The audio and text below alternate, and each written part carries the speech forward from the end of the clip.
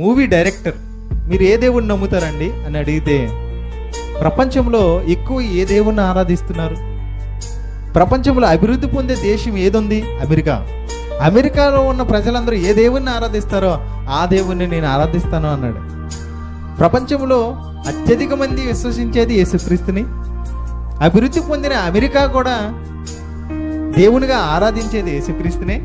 కాబట్టి ఒకవేళ నేను దేవుణ్ణి ఆరాధించాలనుకుంటే యేసుక్రీస్తుని ఆరాధిస్తాను, కానీ నేను దేవుణ్ణి ఆరాధించను అన్నాడు.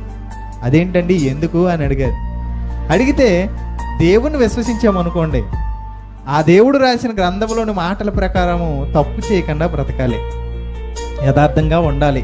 నాకు నచ్చినట్లుగా నేను బ్రతకడానికి అవ్వదు, కాబట్టి నేను దేవుణ్ణి నమ్మను అన్నాడు. ఇక్కడ అదే మాట రాపిస్తున్నాడు దేవుడు. యెహోవా యందు భయభక్తులు కలిగి ఉండుట వారికి ఇష్టం లేదు. ఎందుకు? భయము భక్తి కలిగి ఉంటే ఆయన చెప్పినవని మనం చెయ్యాలి. అలా చేసి ఎందుకు బ్రతకాలి? నాకు నచ్చినట్లుగా నేను బ్రతకాలంటే జ్ఞానము వారికి అసహ్యము అన్నాడు.